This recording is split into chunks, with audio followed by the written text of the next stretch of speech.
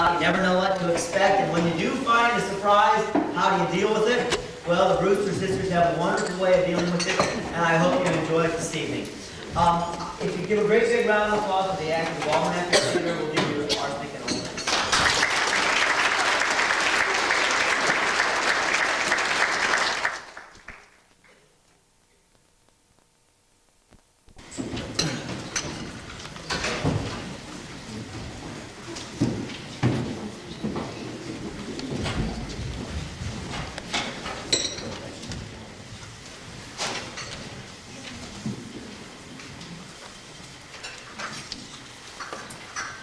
Yes, Sister Mark and I have been talking about your sermon all week. Why, in the 2 short years you've been here, you seem to have captured the spirit of Brooklyn. It's very gratifying, Miss Brewster. Yes, the spirit of Brooklyn, we always say, is friendliness. And, well, your sermons aren't so much sermons as friendly talks. Personally, I've always enjoyed my talks with Cardinal Gibbons. Or have I met him yet? No, dear, not yet. Would you like another biscuit, dear? Bully! Dr. Harper? No, thank you. I have no appetite for dinner now. I always eat too many of your biscuits just to taste that lovely jam. But you haven't tried the quince yet. We always put just a little apple in it to take out the tartness. No, thank you. Well, I'll send a jar home with you then. No, you keep it here. That way I can be sure of having your biscuits with it. I do hope they don't make us use that terrible imitation flour again, what with this war and all. I really hate to say this, but I have come to the conclusion that this Mr. Hitler isn't a Christian. If only Europe were on another planet. Europe, sir? Yes, Teddy. Point your gun the other way. Gun? Teddy. To the west. There's your danger. There's your enemy. Japan! Why, yes. Yes, of course. Now, Teddy. No, Aunt Abby. Not so much talk about Europe and more about the canal. Well, let's not talk about war, dear. Would you like some more tea? No, thank you, Aunt Abby. Dr. Harper? No, thank you. I must admit, Miss Abby, that war and violence seem far removed from these peaceful surroundings. Oh, it is peaceful here, isn't it? Yes, peaceful. The virtues of another day. They're all here in this house.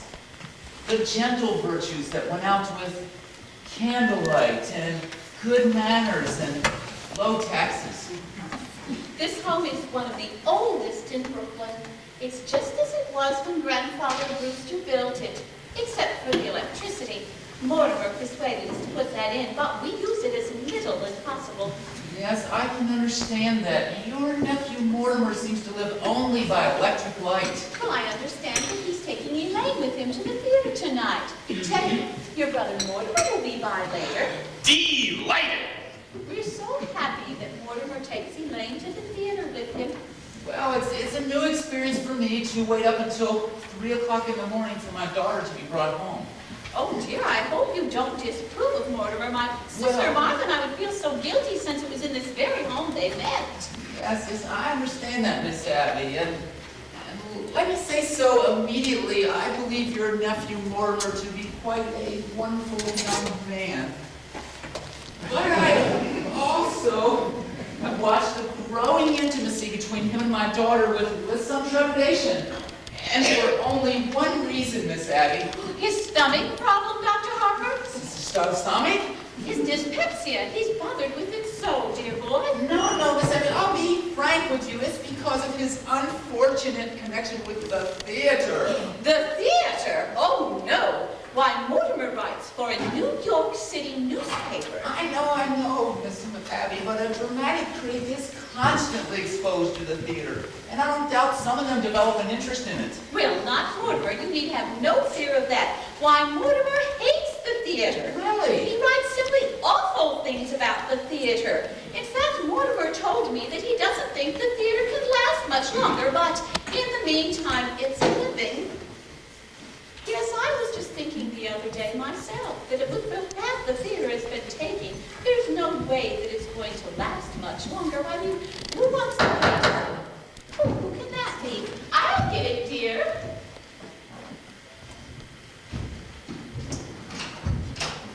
Officer Brophy! Hello, Miss Brewster!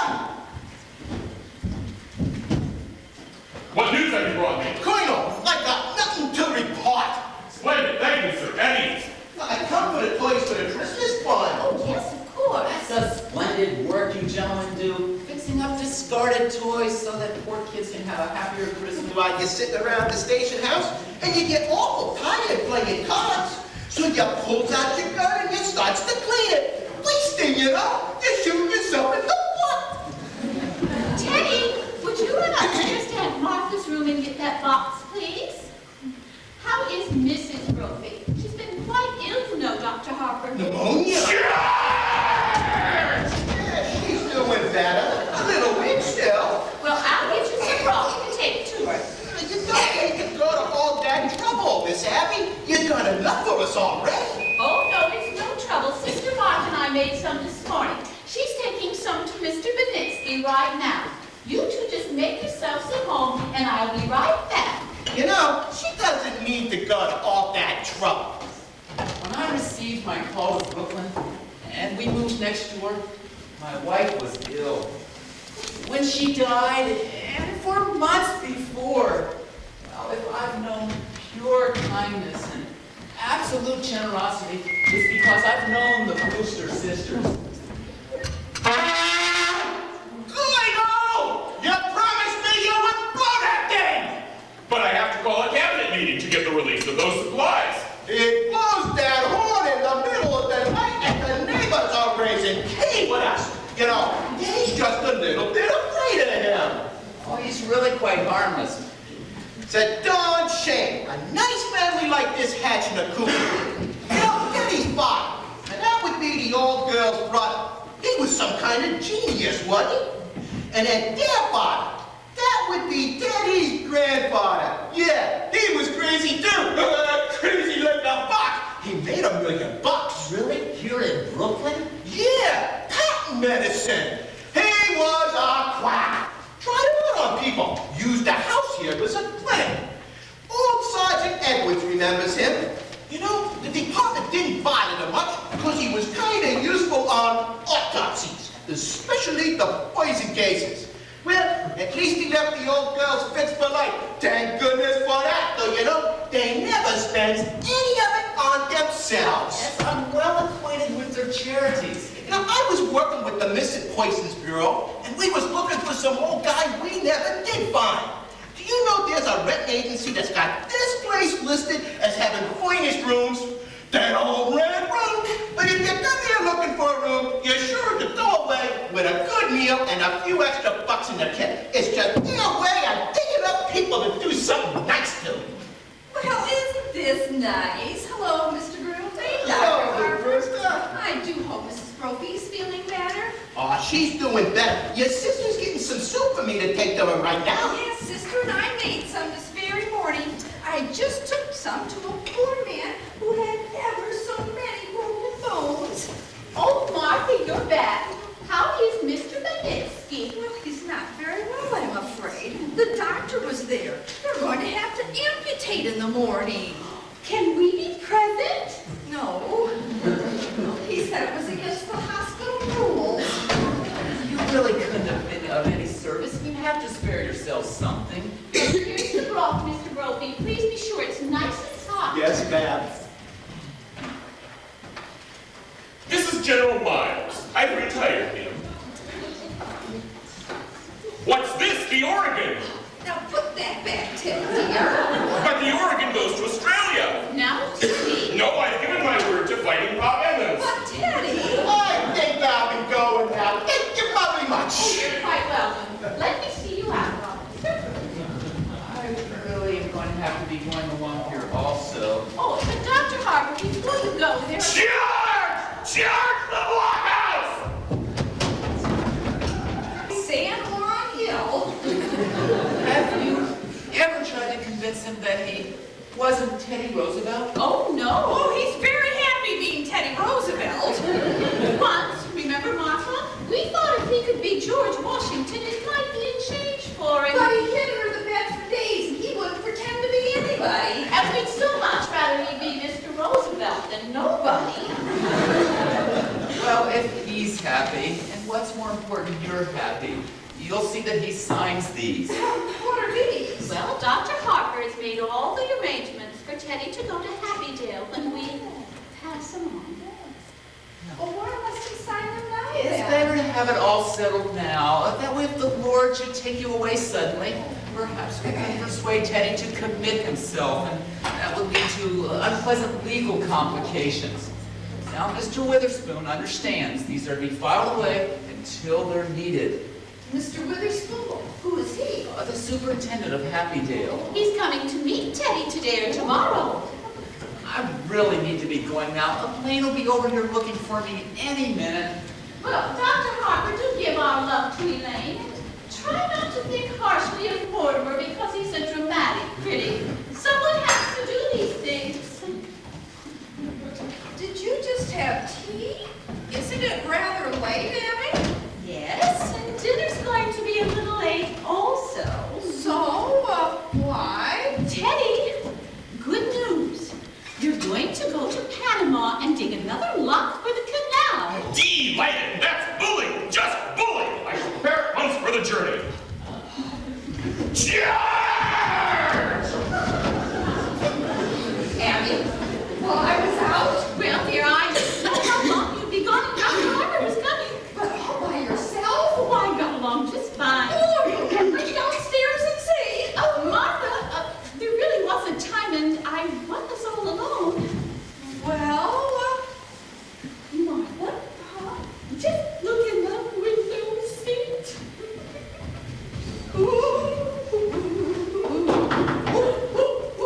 It's Elaine.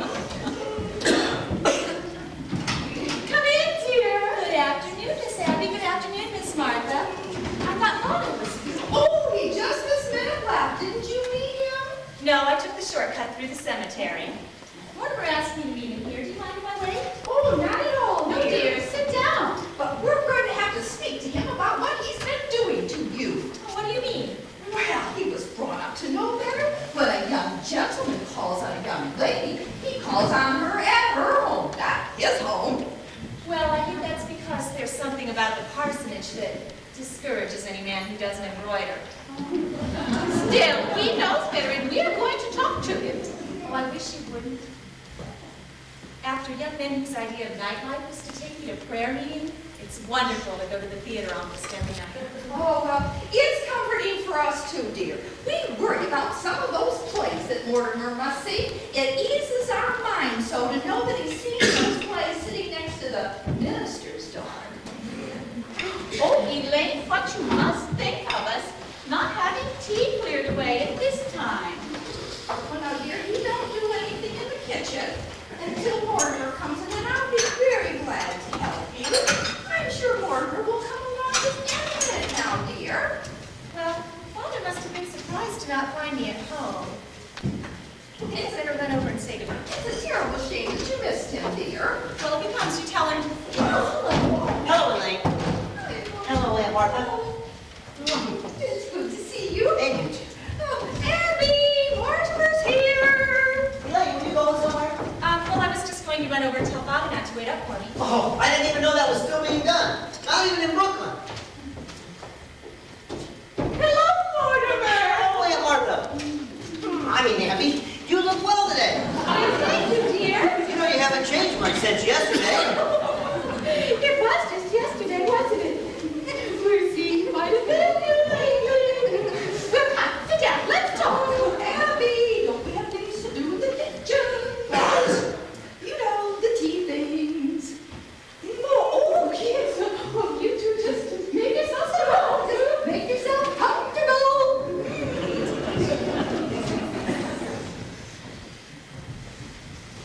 Well, can't you take a hint? That was kind of obvious, wasn't it? I think I would say a lack of inventiveness. That's exactly what you would say. Well, you want to go to dinner tonight? Well, I'm not really that hungry right now. Well, hey, that's great because I just had breakfast. What do you say we have dinner after the show? Well, that'll make it pretty late then, won't it? Not a little stinker we're seeing tonight. From what I've heard, we'll be out there at Blake's by 10 o'clock. Mortimer, you really ought to be fair to these plays. Why, these plays aren't fair to me. Well, I've never seen you walk out on a musical. Oh, yeah, that musical? It's not opening tonight. Oh, no. But you gotta learn the rules, Elaine. With a musical, there's always at least 4 postponements, 3 changes of title, and they loved it in New York, but it a lot of work. I was hoping it was a musical. You know, you've got such a light mind sometimes. No, it's not that. It's just that, well, when we go to see a serious play, we ride home on the subway, and you lecture me on the drama. Now, after a musical, we go home in a taxi, and you make a couple passes at me. No, I think that's a very inaccurate piece of reporting. Although I will admit that after that Bierman play, you told me I had, what was it, authentic beauty. It wasn't until our first musical that you told me I had nice legs. And I do. You know, for a minister's daughter, you sure know a lot about life. Where'd you learn it at anyway? In the choir loft. I'll explain that to you sometime, darling. The close connection between eroticism and religion. Oh, religion never gets as high as the choir loft. That reminds me, I think I'd better run over and say goodnight to Father. You know, I've never been able to rationalize it. What? My falling in love with a girl from Brooklyn. Falling in love? Oh, are you stupid to be articulate? Yeah, I think the only way I'll ever be able to regain myself is to probably keep you here in New York. Did you say keep? I've come to the conclusion that you're holding out for some form of legality. Oh, I can afford to be a good girl for quite a few years yet. And I can't wait that long. Look, where can we get married? Like, let's say in a hurry. Maybe tonight. I'm afraid Father will insist on officiating.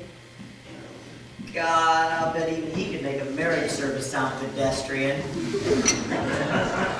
Are you writing a review of it by any chance? I'm sorry. It's kind of an occupational disease. Forgive me. You know, maybe I will give that play tonight a good review after all. Don't pretend you love me that much. I can telephone Winchell and tell him to publish our announcement. Nevertheless, All right. Everything formal and legal. oh, darling, I'll talk it over to Father and we'll set a date. Okay, well, wait. There'll be a lot of first openings in October. We'll have to wait and see what's in rehearsal. Then we could... Hello, Mortimer! Well, hello, Mr. President. What news have you brought? Well, only this. The country seems to be squarely behind you. Yes, I know. Isn't it wonderful? Well, goodbye. Goodbye. Goodbye. Now, where are you off to, Teddy? Panama! Panama's the cellar. He digs locks down there for the canal. You're very sweet to him, and I can tell he's awfully proud of you. He always was my favorite brother. Favorite? What do you mean favorite? I thought they were just you and Teddy. Oh, that's right. Well, there's another brother, Jonathan. Jonathan, I never heard of him. You know, we don't talk about Jonathan very much. He left Brooklyn kind of early, by request. You see, he was the kind of kid that liked to break worms in half, only he used his teeth. What happened to him? I don't know, he wanted to be a doctor like Grandpa, but he didn't want to go to medical school first. I think his practice got him into a little trouble. Aren't you two going to be late for the theater? No, we're skipping dinner. We don't have to leave for at least a half an hour. Oh, then I'll leave you two alone again. Don't bother. I need to run over and say goodnight to Father. For some reason, when I go out with Mortimer, he wants to pray over me a little. I'll be right back. Late. You know, if the prayer isn't too long, I have time to lead you beside distilled waters. Bye. Why, Mortimer, I haven't heard you quote scripture in years. I really laid would be a good influence on you. Oh, by the way, I'm going to marry her. Mary! Oh, Mortimer! That's so wonderful! Martha! Martha! I have such wonderful news for you. Elaine and Mortimer are going to be married! Married! Oh, Mortimer! I knew it would happen this way. Elaine must be the happiest girl in the whole wide world. Well, happy. You should have seen her out there jumping over those tombstones on her way home. What is that?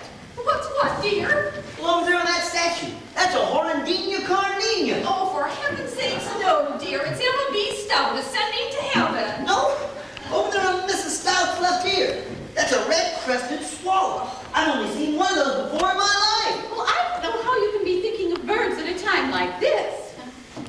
Well, you know, it's a vanishing species. Thoreau was very fond of it. Like he said, that reminds me. I left a large envelope around here last week with my chapter on Thoreau in it. Have you seen it any place? Well, if you left it here, dear, it's got to be here somewhere. But tell us of your plans, your engagement. Tell us more, and we'll be Elaine. Elaine? Oh, well, yeah, she thought it was brilliant. What was, dear? My chapter on Thoreau. I think when Elaine comes back, we should have a celebration. Is there any more of that Lady Baltimore cake left, Mama? Oh, yes, there is. And I open a bottle of wine. Oh, and to think that it happened in this very room. Oh, dear, this is so Where could I have put that? And Mortimer, when you're at that play tonight with your fiancé beside you, I do hope it's something romantic. What did you say the name of it was? Murder, will out. Oh, dear. Yeah, the first thing you see when the curtain goes up is a dead body. Wonderful show to take a date to. Where could I put that?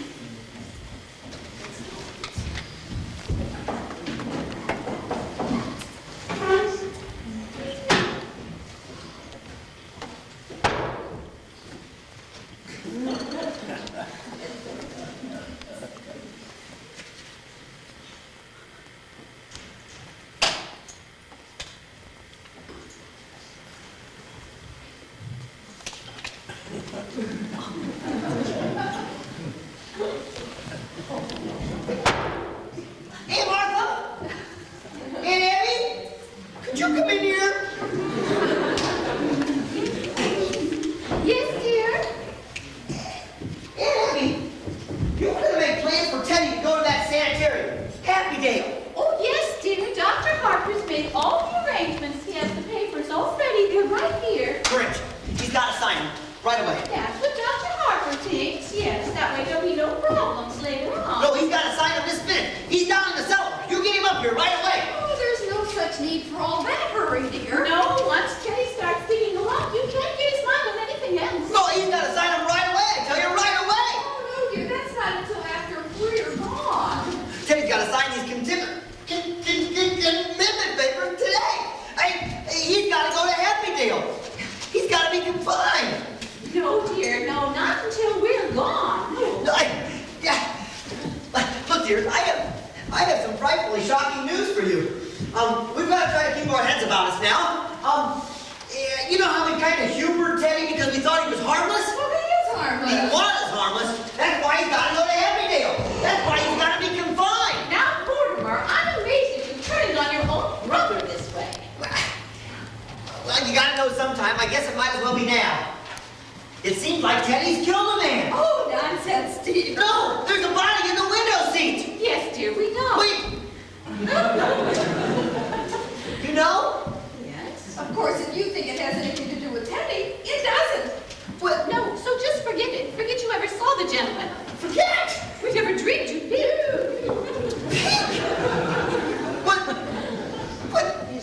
But who is he? What? Well, his name is Hoskins. Adam Hoskins, and that's really all we know about him. Oh, except he's a Methodist. That's all you know about him? Yes. Ellie, where did he come from? How did he get in the window? What happened to him? He died. Aunt Martha, men just don't get in the window seats and die. Well, of course not, dear. He died first. Well, how did he die? Well, quit being so inquisitive. What? He drank some wine with poison in it. What? How did the poison get in the wine? We put it in the wine because it would be less noticeable. If we were to put it in tea, it would have a very distinct odor.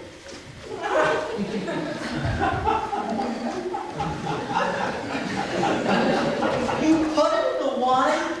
Yes, and I put him in the window seat because Dr. Harper was coming. So you knew what you'd done, and you didn't want Dr. Harper to see the body? Well, not in tea, dear. That wouldn't be very nice. Now, just forget about it. I do think Martha and I are entitled to our own little secret. And do not tell Elaine about it. Oh, Abby, I ran into Mrs. Schultz today, and she's feeling much better, but she would like us to take Junior to the movies again. Well, we'll have to do that tomorrow or the next day. That's very good, but this time we're not going to let that young man talk us into going to any more of those scary movies. That last one just frightened me so. My heart kept palpitating. I tell you, I just couldn't stand it. No. It just was terrible. Yeah, Al. Give me Al. Say this. Uh-huh. Al? Yeah. Listen, you recognize my voice. You know who this is? Uh-huh. Uh-huh. Well, look, Al, when I left the office, I told you where I was going. What did I say? Uh-huh. Uh-huh. Well, it'd take me about a half an hour to get to Brooklyn. What time have you got? Uh-huh. Yeah, I must be there. Thanks, Dal.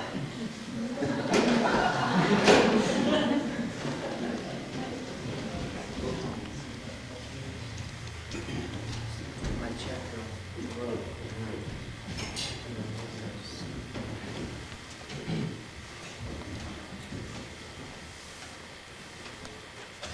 Hey, Martha! Come in here! Well, what are we gonna do? What are we going to do? What are we gonna do about what, dear? Well, there's a body in the window seat! Yes, dear, Mr. Hoskins. Well, we just can't leave him in there. What are we gonna do? For one thing, dear, you can just stop being so excited. And stop worrying. We told you to forget it. But what about Mr. Hoskins? Hoskins, dear. Or whatever his name is. We just can't leave him in there. We don't intend to, dear. Well, what are we gonna do with him? Well, Teddy's down in the cellar right now digging another lot. Well, you can't. And we're going to go down and bury him with all the others. Yeah.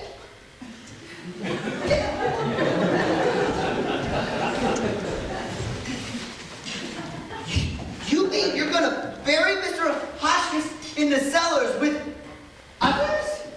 Yes, the other gentleman. When you guys say others, do you mean others like more than one others?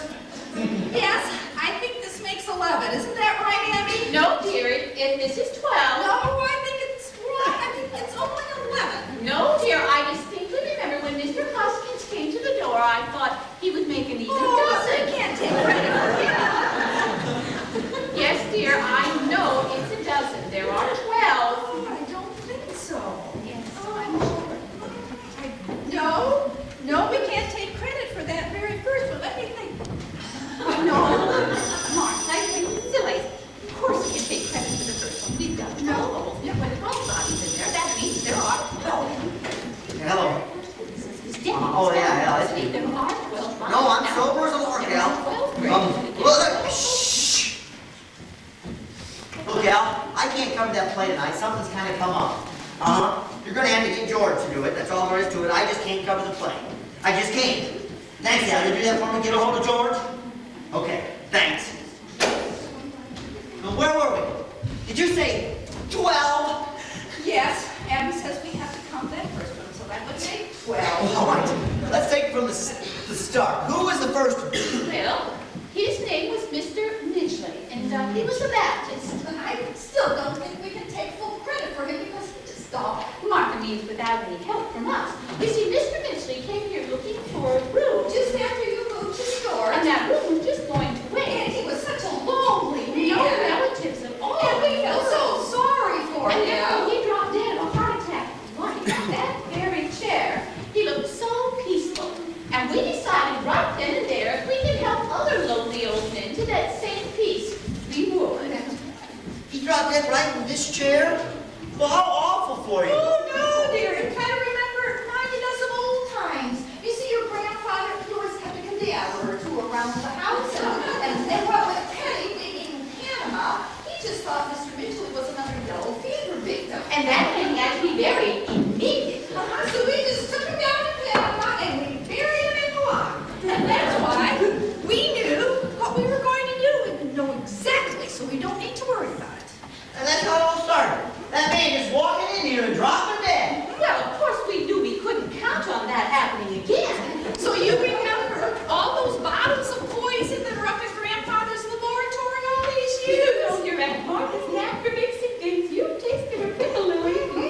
And so I found out that if you take a gallon of our elderberry wine, and I take a teaspoon of arsenic, and a half teaspoon of strychnine, and just a pinch of cyanide. Oh, I should have quite a kick, yeah, Martha. Oh, as a matter of fact, one of our gentlemen found time to say, how delicious. I just thought about getting dinner ready now, dear. What's the day for dinner, dear? I'm trying out the new recipe. Oh, I couldn't eat a thing. Well, I'm going to go help Martha. Well, you have to wait on me late, don't you? The two of you must be so happy. I'm in love with your husband.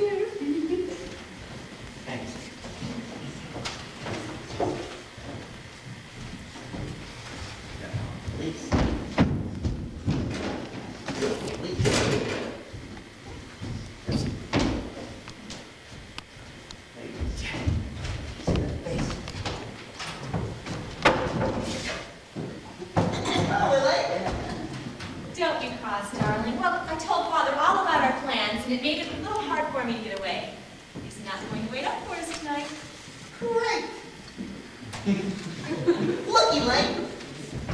You run along home. I'll call you up in a day or two. What? Well, you know, I call you up every day or two. Oh, Mortimer, we're going to the theater tonight. No, Elaine, no, we're not going to the theater. Well, why not?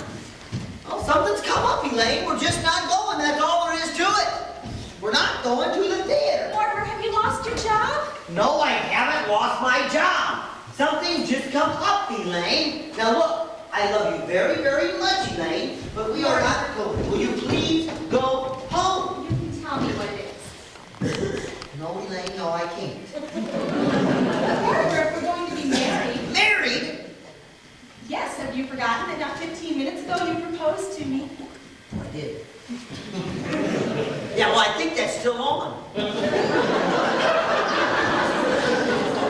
Now, you gotta go, Elaine. I'll call you up in a day or two. You can't propose to me one minute and throw me out of the house the next. Elaine, I am not throwing you out of the house. Now, will you please get out of here?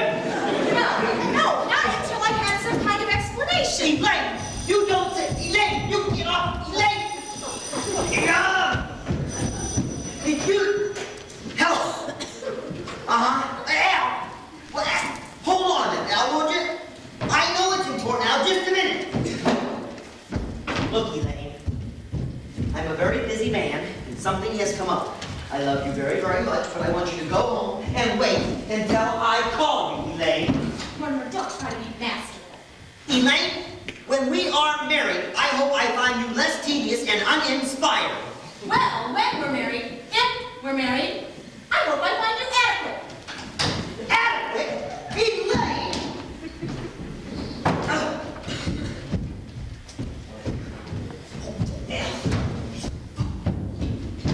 Hello, Al. Al, are you still there? Al! Al, are you still there, Al? Dear, that's not the phone, it's the doorbell.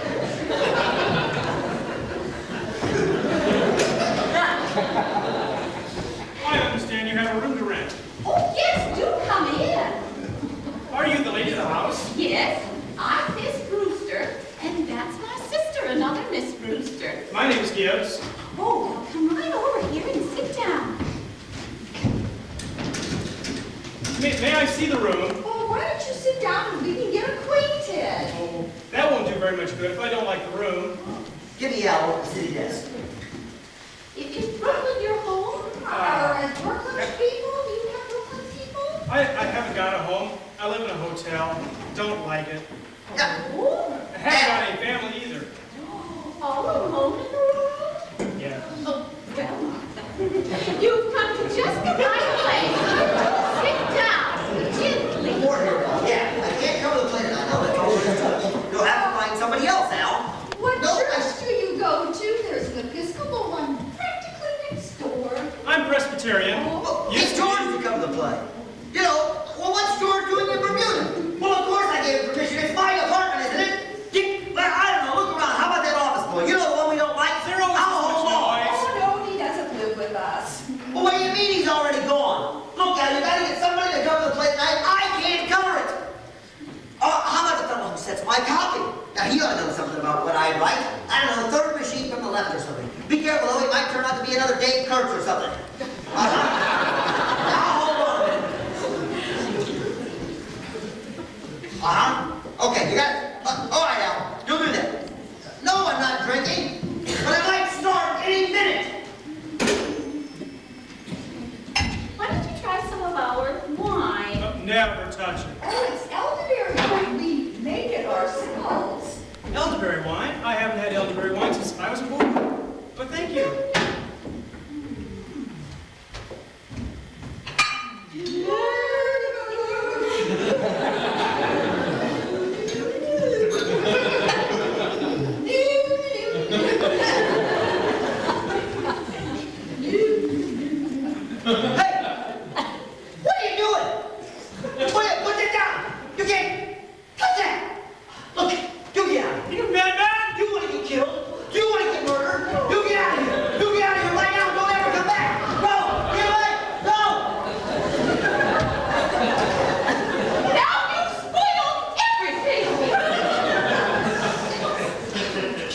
know that. And Martha, and Abby, I don't know how to explain this to you, but it's not only against the law, it's wrong. That man wouldn't have understood. Mr. Hoskins doesn't understand. Abby, we never should have told Mortimer. Well, look, what I'm trying to say is, well, this has developed into a very bad habit. Now, look, we don't say anything about your habits, and I think you should keep your nose out of ours. Well,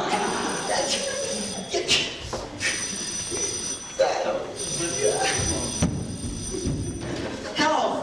What? Al, you gotta find somebody. I can't cover it. What? Well, okay.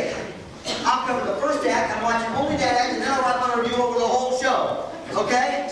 Now look, before I go, you gotta do something for me. Get a hold of George. You know the guy who's the head of our legal department? That's right. Tell him I need to talk to him big time. Tell him to meet me at the theater and don't be late. You'll do that for me, won't you, Al? Uh-huh. Okay. Thanks, Al.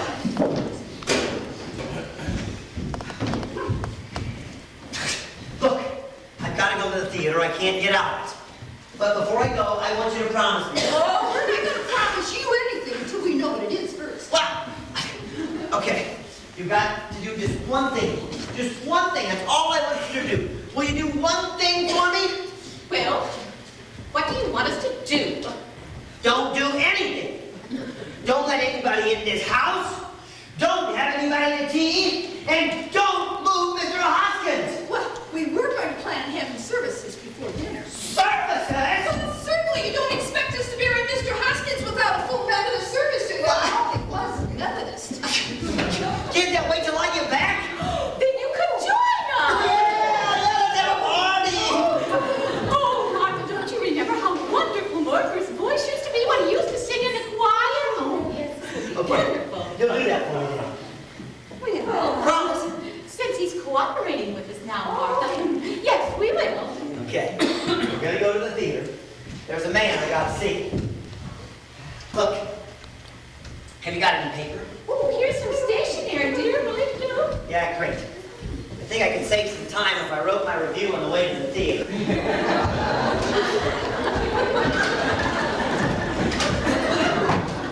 Abby, I don't think Mortimer seemed quite himself today. No, but I think I know what's the matter. What? He's just become engaged. Oh, I am so happy for you. When they become engaged, they get awfully nervous. Oh, yes. I do hope their honeymoon is a real vacation for Mortimer. I don't think he got much rest last summer. Well, at least he didn't go kiting off to China or Spain. I know. I never could understand why he went gallivanting around all those places. Well, I think to Mortimer the theater is pretty small potatoes. He needs something bigger to criticize, something like the human race. Oh, Abby, you know, if Mortimer's going to join us for the services, he's going to need a hymnal. I've got one right upstairs in my room.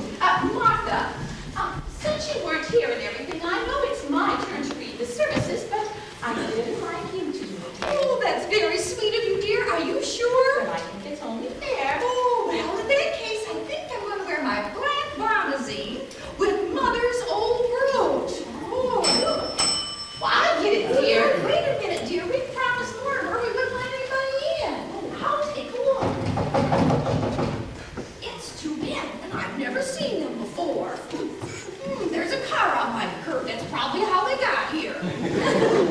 Let me take a look. Do you recognize them, dear? Oh, no, they're strangers to me. Oh, we're going to have to pretend that we're not at home. Come here, Abby. Quick, quick, quick. Quick.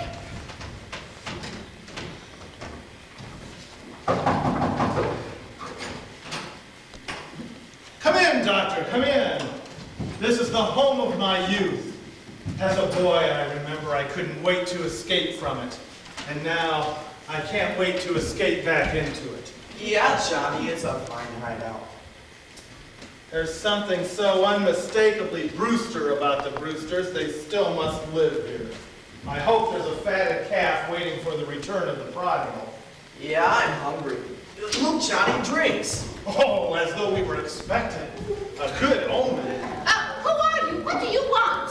Aunt Abby, Aunt Martha, it's Jonathan, your nephew. You just get out of here. But it's Jonathan, your nephew. You're not Jonathan. Now you just get out of here. But I'm I'm Jonathan, and this is Dr. Einstein. Well, and he's no Dr. Einstein. Dr. Albert, he's not Dr. Albert Einstein, he's Dr. Herman Einstein.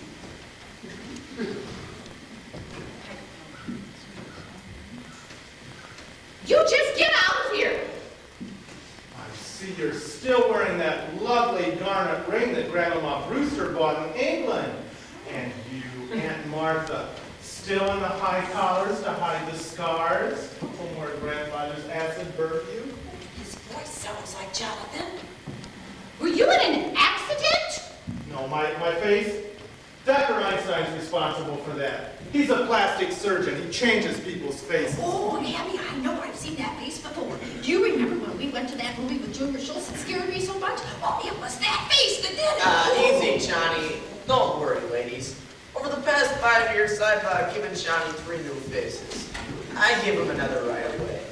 Now, this last face, well, I saw that picture too, just before I operated, and I was intoxicated. You see, Doctor? You see what you've done to me? Johnny, Even my own easy. family. You're home in Brooklyn, in this lovely house. How often he tells me about this place, about his aunts that he loves so much. They know it's you, Johnny. You know it's Jonathan, don't you? Speak to him. Tell him so. Well, Jonathan, it's been a long time. What have you been doing? Yes, gentlemen, just where have you been? We've been in South Africa and England, Australia. The last 5 years we were in Chicago. Dr. Einstein and I were in business together. We were in Chicago for the World's Fair. Yes, we found Chicago awfully warm. Yeah, it got a little hot for us, too. And Abby, and dear Aunt Martha, you two haven't changed a bit while you're not a day older. You are still just like I remembered you, sweet, kind, hospitable, and dear little Teddy. Did he ever get into politics? You see, Doctor, my younger brother was determined to become president. Well, Teddy's fine, just fine. And Mortimer's fine, too. I know all about Mortimer. I've seen his picture at the head of his column. He's evidently fulfilled all the promise of his early nasty nature. We're rather fond of Mortimer. Well, Jonathan, it's been really nice to see you again. Well, thank you, Aunt Martha. It is good to be home. Well, we'd better check. There might be something boiling over on the stove. Yes, excuse us, please, unless you're in a hurry to go somewhere. No. Johnny, we got to think fast. The police. Police have pictures of that face. We got to fix you up quick.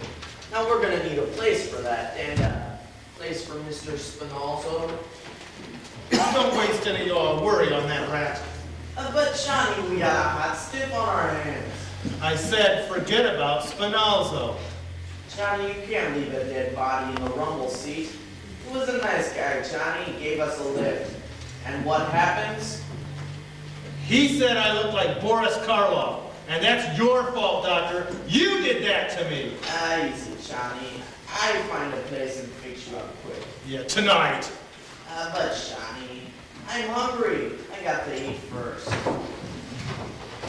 Jonathan, we're really happy that you dropped by to visit with us, but, well, you were never happy in this house, and we were never happy with you in it.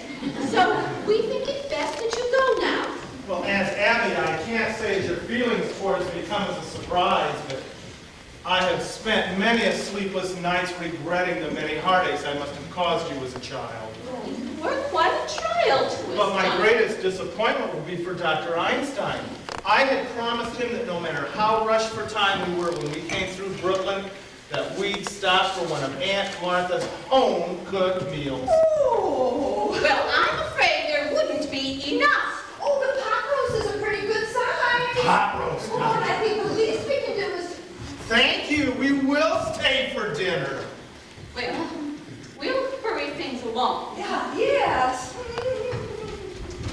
Oh, Jonathan, if you and Dr. Einstein would like to freshen up, you can use the washroom in Grandfather's old laboratory. It's still there? Oh, yes, just as he left it. Now, I'll hurry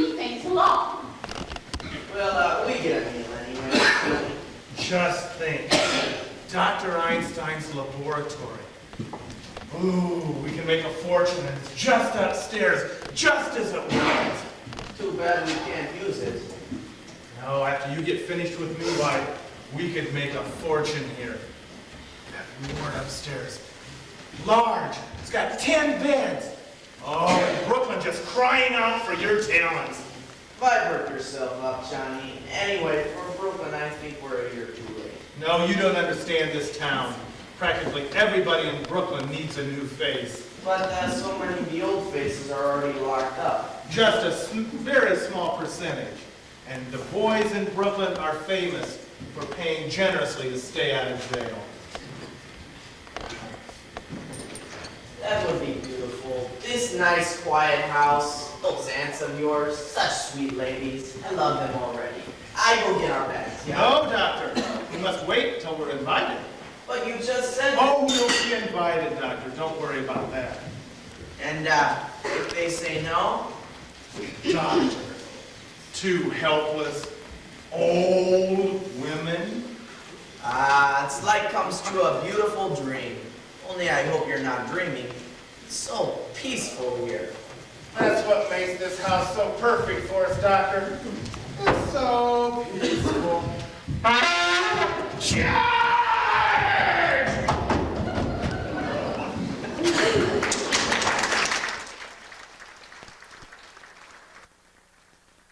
Back to Amsterdam, I wanted to go back to South Africa, and Dr. Einstein made that possible for me. A good job, Johnny. When they removed the bandages, his face looked so different. Why, that nurse had to introduce me. Oh, I love that face. I still carry a picture of him. Well, this looks more the way you used to, but still I wouldn't know you. Oh, I think we'll go back to that face. Yeah, I'd say it now. Well, Jonathan, I really do think you should be going to wherever it is you're going. Oh, Aunt Abby, we're so full of that delicious meal we couldn't move a muscle. Yeah, it's awfully nice here. Oh, after all, it is getting late. I found it! I found it! Well, what did you find, Teddy? The story of my life, my biography. Here's the picture I was telling you about, General. There we are, both of us, President Roosevelt and General Goethals at Culebra Cut. That's me, General, and that's you. My, how I've changed. Well, you see, that picture hasn't been taken yet. We haven't even started work on Culebra Cut. We're still digging locks.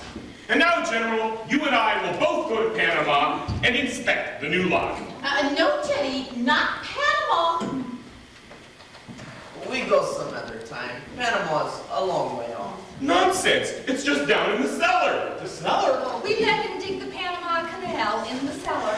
General Goethals, as President of the United States, Commander-in-Chief of the Army and Navy, and the man who gave you this job, I demand that you accompany me on the inspection of the new lock. Teddy, I think it's time you went to bed. I beg your pardon?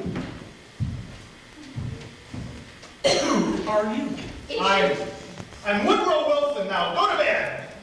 No, you're not Wilson, but your face is familiar. Let me see. You're not anybody I know right now.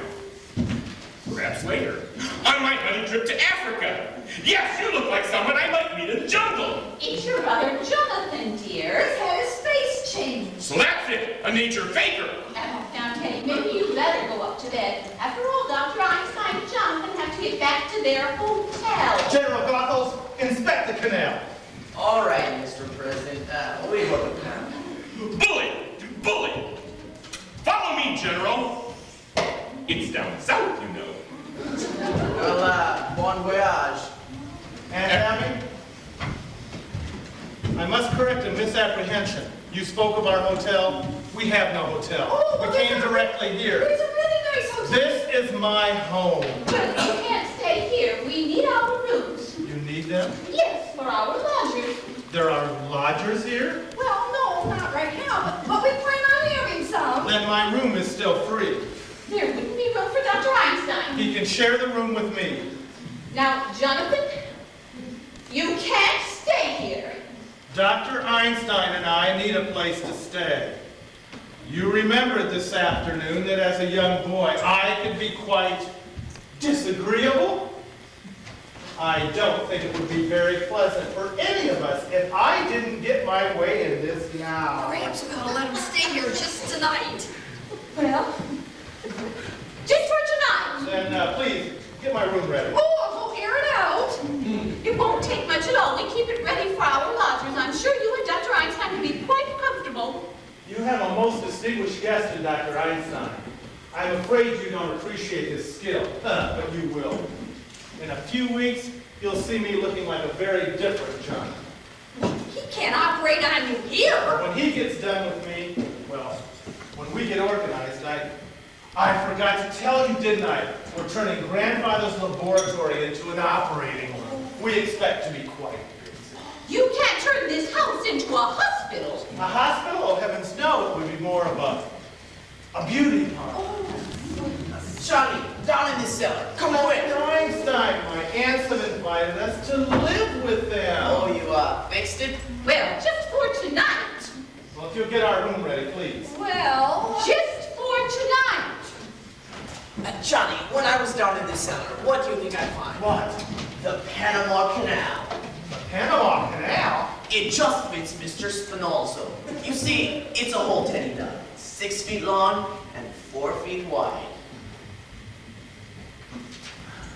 A rather good joke on the old ladies, don't you think? They're living in a house with a body buried in it. You think they know we're bringing Spinozzo along? Now that's hospitality. But how do we get him in? Yes, we can't bring him in through the door. How are we going to? I know. We'll bring the car up between the house and the cemetery. When it's dark, when everybody's in bed, we'll bring him in through the window.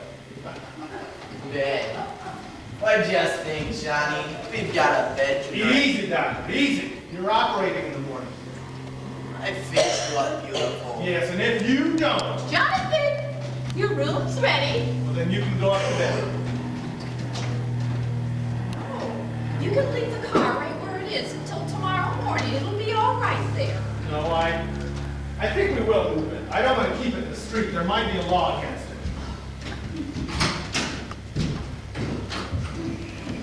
Abby, what are we going to do? Well, we're certainly not going to let them stay in this house more than one night. Why, what would the neighbors think? People coming in with one face and going out with another. But Andy, what are we going to do about Mr. Hoskins? Oh, Mr. Hoskins, well, after Jonathan and Dr. Einstein go to bed, we'll just have to sneak down here. Well, I am not going to invite Jonathan to the services. Oh, no, I wouldn't do that either. No, that's not it. No, we just couldn't have such a thing like that going on because that would be just desecrated. Yes, can't do that. No. General Copples was very pleased. He says the canal is just the right size. Teddy, there's been another yellow fever victim. Dear me, this will be a shock to the general. Well, then we mustn't tell him about it. But it's his department. No, dear, we mustn't tell him. It would just spoil his visit.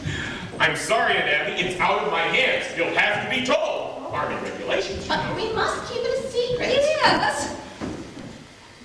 A state? Yes, a state secret. Do you promise? You have the word of the President of the United States. Lost my heart, hope to die. Now let's see. How are we going to keep it a secret? Well, Teddy, you go down to the center. And later on, I'll turn out the lights. And when it's all dark, you bring him down to the cellar and put him in the canal. Now, run along, Teddy. And then we'll come down later on and hold the services. You may announce the President will say a few words. Where is the poor devil? In the window seat. It seems to be spreading. We've never had yellow fever there before. Well, as soon as Dr. Einstein and Jonathan get back, we'll take them upstairs to bed right away. And this will be all dressed when they're asleep, and then we'll come down for the services. You know what, Andy? I have never seen Mr. Hoskins. Oh, that's right. Well, you'll just come right over here, dear, and look at him. You said he was a Methodist? Yes, and he's quite a pleasant looking Oh, gentleman. is he handsome? Well, just bring him. The luggage right through here. What is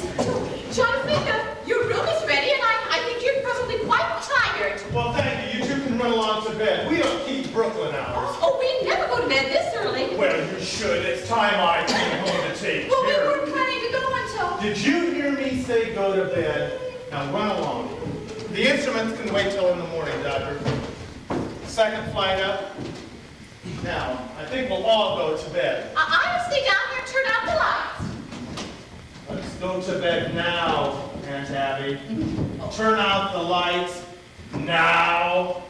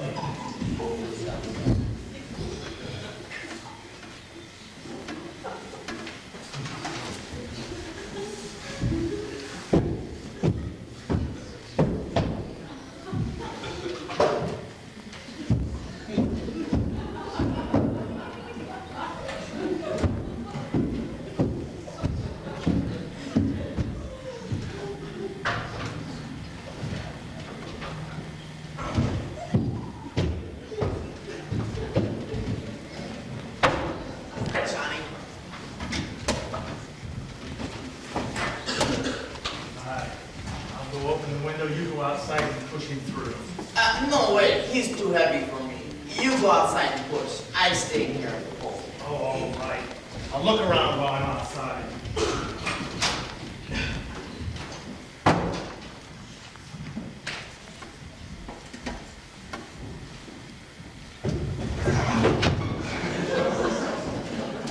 Who left this open?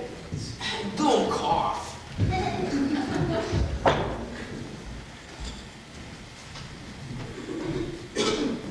All right, Johnny.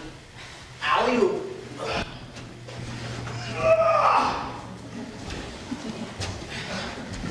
All right, Johnny, I got on. What's the matter? That was me, Johnny. I slipped. Be careful. Shoe came off. Johnny, someone at the door. No, I stay in here and manage. You go check it out. Quick!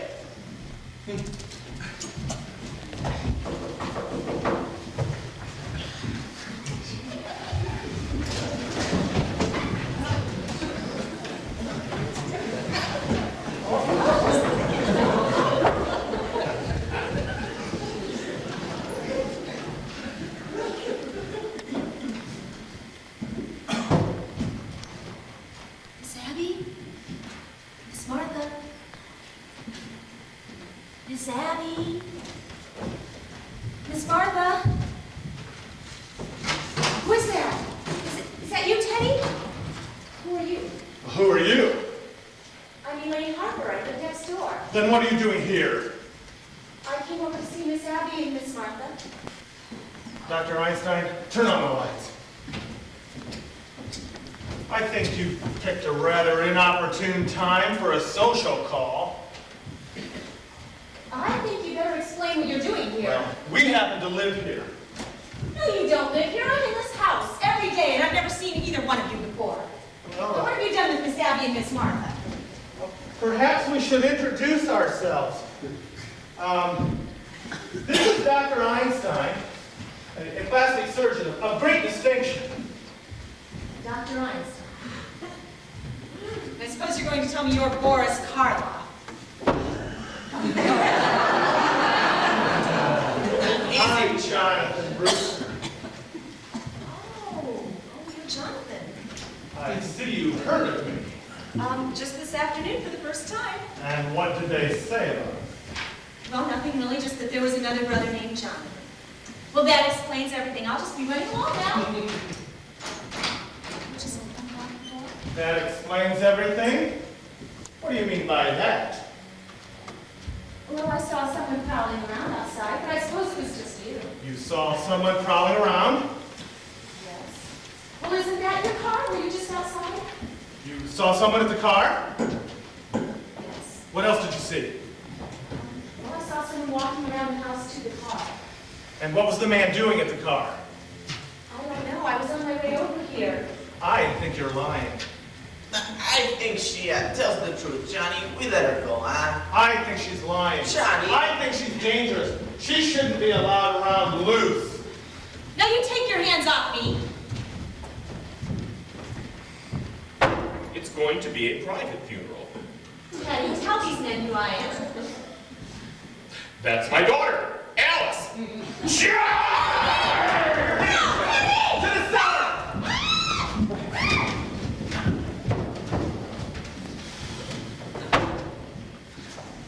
What's happening? We caught a burglar, a sneak thief. Now go back to bed. We called the police. We'll take care of this. Please go back to your room. I think we should call the police. I there was No. someone here. I said we have already taken care of it. We have called the police. Well, where is the sneak thief? I want to see the sneak thief. I want to know what's going on down here. Don't worry about it. I'm going to call. I'm calling the police. Don't touch that phone. Help, please! Somebody help me! Help! Call the police! Help! I'm calling the police. I don't know what's happening here. Where have you been? What? To the Nora Bay Steve? God, am I still there? That's your brother Jonathan, and that's Dr. Einstein. I know this whole thing isn't a nightmare, but I just don't know what it is.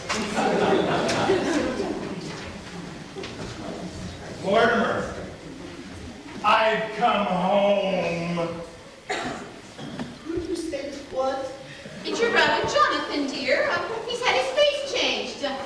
Dr. Einstein performed the operation. We always were a horror, Jonathan, but you have to look like one. Easy, Johnny.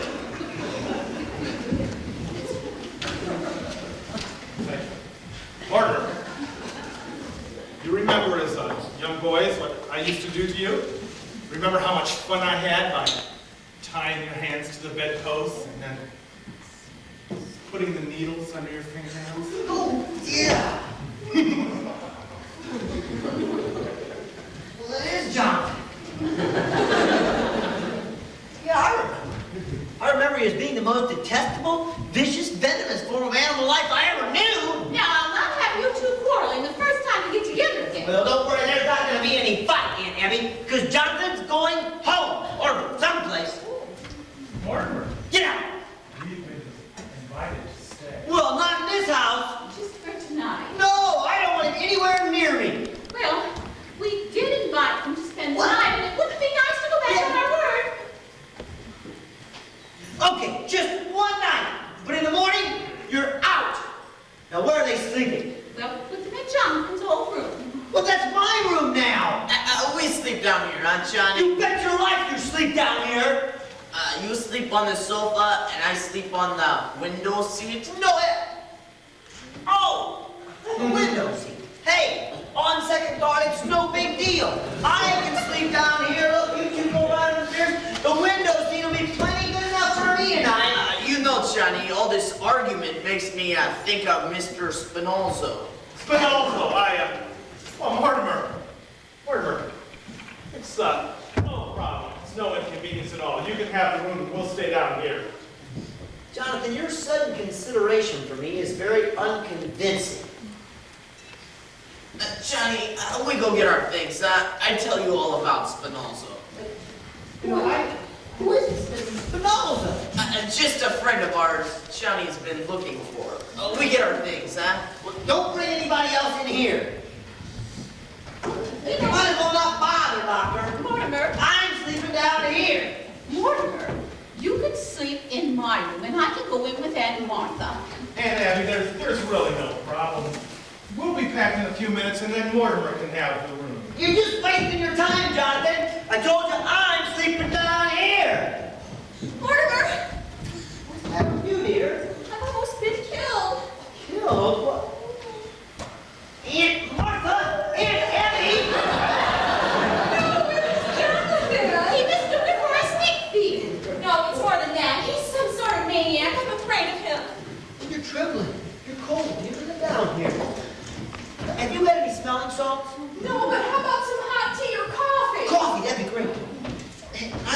dinner here. Could you make me some Oh, sandwiches? we'll make something for you, Rick. Martha, we can leave our hats down here now. Okay. Your hats, were you two going out somewhere? You know, it's after 12 o'clock. 12? That's... Elaine, you gotta go home. Get up. What? Well, dear, Go let's home. have some sandwiches. It'll only take a minute.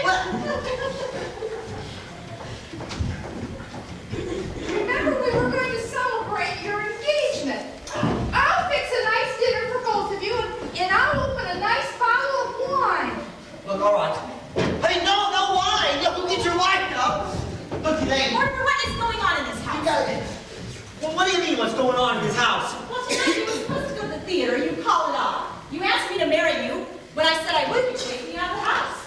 And then tonight, after your brother tries to strangle me, you want to throw me out again. Now, I want to know something. Do you love me? Well, sure, Elaine. Sure, I love you. As a matter of fact, Elaine, I love you so much that I can't marry you. Now, will you get out of here? Have you suddenly gone out of your mind? No, but it's only a matter of time. You see, insanity seems to run in the family. As a matter of fact, it practically gallops. What do you have to do better than that? Well, Elaine, a long time ago, you know, when the Mayflower came across the ocean, the first Brewster was on it. And, well, do you know how the Indians used to scout the settlers? Well, he used to scout the Indians. Mortimer, that's ancient history. Well, how about Grandpa? He used to try out his patent medicines on dead people to make sure he wouldn't kill anybody. So what was so crazy about that? He made $1 million. Well, there's Jonathan. You just said he tried to kill you. He's a maniac. But he's your brother, not you. Oh, brothers, yeah. How about Teddy? He thinks he's President Roosevelt. Now, I tell you, Elaine, no Brewster should marry. I finally realized that if I'd have met my father in time, I would have stopped it. This doesn't prove that you're insane. Now look at your aunts. Well, they're Brewsters, and they're the sanest, sweetest people I've ever known. Yeah, well, even they have their peculiarities, Elaine. Oh, yes, but what lovely peculiarities. Kindness, generosity, human sympathy. There's another one. Mortimer, there are a dozen others. Now, you can't tell me anything bad about your aunts. I'm not gonna, Elaine, you gotta go home. Something important has just shown up. But, Mortimer, now we're here alone together. What could show up? Ah, look, Elaine, something had just come up, and I want you to go home until I call you. Now, if you think that you're going to get out of this wedding by pretending you're insane, you're crazy. Now, maybe you're not going to marry me, but I'm going to marry you. I love you. If you love me, Elaine, will you please go home? Won't you at least walk me home? I'm afraid. Afraid? Afraid of a little walk through a cemetery? Well, aren't you even going to kiss me now? Oh, sure. Good night. Yeah, I'll call you up in a day or two. You critic! Well, Elaine! Elaine!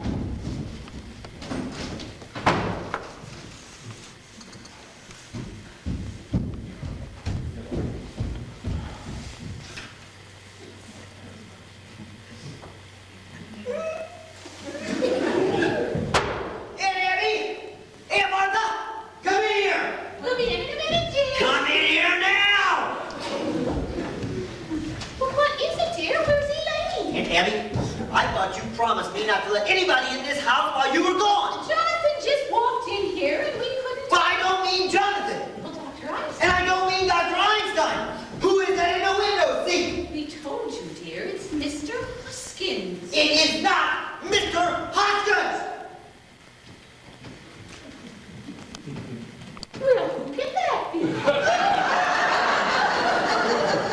Are you trying to tell me you haven't seen that man before? Of course not, dear. He's a total stranger. It's getting so just anyone thinks he can walk into this house. Don't you try to get out of this. That's another one of your gentlemen. No, certainly is not one of our gentlemen. And if he thinks he can be married in our cellar, he's going to look at it coming.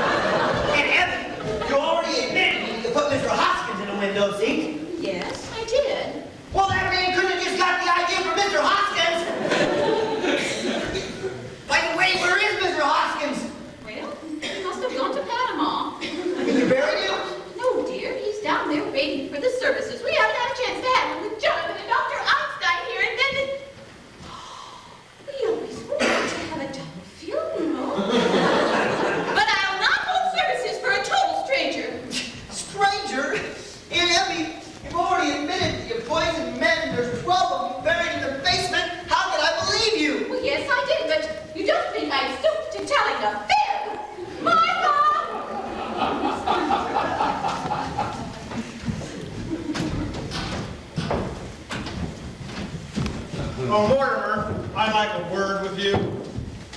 Well, yeah, that's about all you're gonna have time for, Jonathan. It's just a word. I've decided that it's time for you and Dr. Einstein to get out of here. I'm glad you recognize the fact that we can't live under the same roof, but you've come to the wrong solution. Take your suitcase and get out. Jonathan, you're beginning to bore me. You've played your one-night stand in Brooklyn. Now you move on. Just because you graduated from the back fence to the typewriter, don't think you've grown up. I'm staying, you're leaving, and I mean now! Oh yeah, you think I'm scared? You think I'm afraid? You think I'm frightened? I've lived a very strange life, but it's taught me one thing, to be afraid of nothing. Martha, We'll see about just come that. back and see what's in that window seat.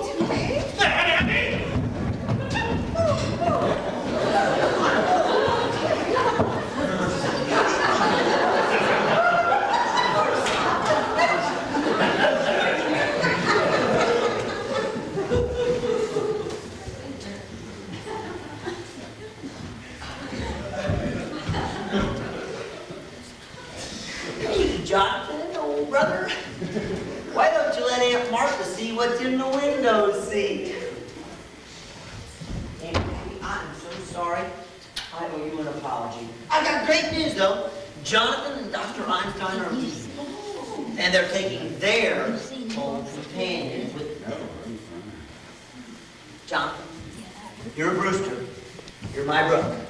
So I'm going to give you one more chance to get out of this house and take the evidence with you.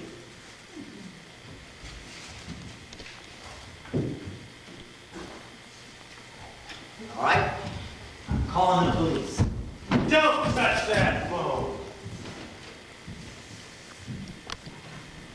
You think you can scare me after you've seen what's happened to Mr. Spinozzo? Spinozzo?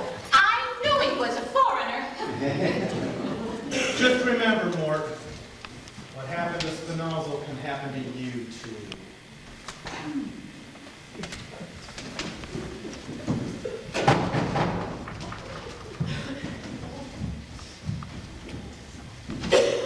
Officer O'Hara, what seems to be the trouble? Hello, Miss Abby.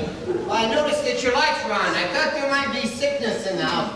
Oh, you've got company. I'm sorry I intruded. I'm sorry. Oh, come on in! You come in, Officer O'Hara. This is our nephew, Mortimer. Well, nice to meet you. Oh, nice to meet you. And that's our other nephew, Jonathan. Over there. Pleased to make your acquaintance. Well, it must be nice having your nephews visiting with you. Are they going to stay with you a bit? Well, I'm staying. My brother Jonathan is just leaving. Hey, haven't I met you here before? I don't think so. Jonathan hasn't been home in years. Well, your face looks familiar. Maybe I've seen a picture of you somewhere. I don't think so. Yeah, you better hurry, Jonathan. Your things are all packed anyway, aren't they? Well, you'll be wanting to say your goodbyes. I'll be running along. No! Officer here, you can stick around. We're going to have some coffee. Why don't you stay till my brother goes? Oh, no, I just stopped in to make sure everything was okay. I got the coffee, dear. Oh, and I'll make some more sandwiches. I ought to know your appetite by now, Officer O'Hara. Don't bother, ladies. I'm due to ring in a couple of minutes. Oh, you can wait on bringing in. I'd like you to stick around until my brother goes. Won't you sit down? Say, Mr. Brewster, haven't I seen a picture of your brother around here somewhere? Oh, I don't think so. Well, his face looks awful familiar. Well, he probably looks like somebody you've seen in the, I don't know, movies or something. Oh, no, never go to the movies. Well, I hate them. In fact, my mother says they're a perverted art. Oh, well, yeah, it's full of them. Your mother said that, huh? Oh, yeah. Maybe you've heard of my mother. She's an actress, a stage actress. Her name is Peaches Arbogast. Sounds like a name I've seen on a program someplace. What'd she play? Well, her big hit was Mutt and Jeff. I played it for 3 years. I was born on tour the 3rd season. You were? Yeah. Sioux City, Iowa. I was born in her dressing room, right at the end of the 2nd act, and she made the finale. Well, that's a room for Auburn! Well, there must be quite a good story in your mother. You know, I write about the theater. You do? You're not Mortimer Brewster, the dramatic critic, are you? Yes, I am. Well, am I ever glad to meet you. You and me, Mr. Brewster, we're in the same line of business. Oh, you are? Yeah, I'm a playwright. All this being a police officer is only temporary. Oh, well, how long you been on the force? 12 years. I've been gathering material for my play. Oh, well, it must be quite a honey. Oh, it is. You got no idea the drama I see as a cop. Well, Mr. Brewster, you got no idea what goes on here in Brooklyn. Oh, I think I do. Say, what time you got? Oh, it's about 10 to 1. Oh, I've got to go right in. I really got to go. Oh, no, can't wait. You know about my play years. You know, maybe I can help you. You would? Sure. Oh, yeah, man, it was my fate my walking in here tonight. This is great. Sit down, I'll tell you the plot. Well, then. Oh, Jonathan. Just leaving, were you? Everything's just about ready, dear. Oh, Jonathan, you're leaving. Well, goodbye, dear. And goodbye, Dr. Einstein. Oh, isn't this your case? Oh, yeah. You can't do that. You've got to take everything with you. Officer O'Hare, look, it's been nice meeting you. We'll get together again sometime and talk about that Well, play. I'm not going anywhere. Well, yeah, you are, O'Hare. You just offered to help write my play. Well, I You and I were going to write it together. I can't do that, O'Hare. I'm not a creative writer. Oh, I'll do all the creating. All you have to do is put down the words. But O'Hare, you got to ring in. No. Forget about ringing in. I'm not leaving here until I tell you my story. No, O'Hare, no, I'll just be running along. No, you can't leave until you take everything with you. Look, O'Hare, get together later. No. I'm not getting hurry. I'll wait. I've been waiting for you. You got to ring in, though. No, I I'm can hold on. sorry I took so long. Oh, wait, Martha. Officer O'Hare, would you like to join us for a bite to eat then in the kitchen? The kitchen? Jonathan's leaving. Oh, well, how nice. Well, come along, Officer O'Hara. Are you sure you don't mind eating in the kitchen, Officer O'Hara? Well, where else you gonna eat? Well, it's nice seeing you again, Jonathan. Goodbye. I'm so glad you came back to Brooklyn, Jonathan, because it gives me one more chance to throw you out. And the first one out is your boyfriend, Mr. Spinoza. Hey, Mr. Brooks, Yeah, we can talk in here. I'll be right out, O'Hara.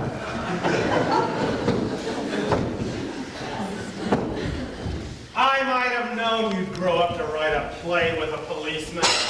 You just get out of here. All three of you. Doctor, this affair between my brother and me has got to be settled.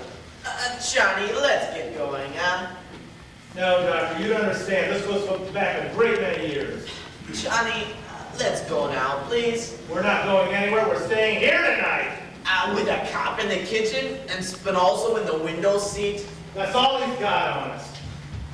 Take Spinoza down to the bay and dump him in. And we'll come right back here. And if he tries to interfere... Now, Johnny. Doctor, you know what I've made up my mind. Yeah, when you make up your mind, you lose your head. Brooklyn ain't a good place for you, Johnny. Doctor? Okay, we got to stick together. Someday we get stuck together. If we're coming back, do we need to take these things with us? No, take them back up to our room.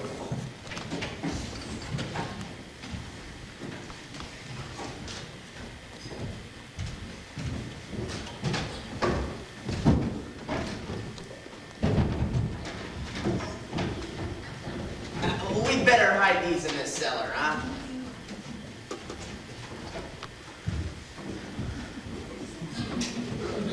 Johnny, down in this cellar, come quick! What? Well, you know that hole? Yes? We got an ace in the hole. Come on, I show you.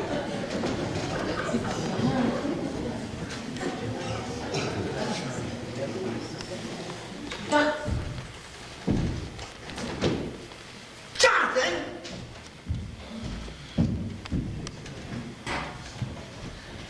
Yes, Mortimer. Where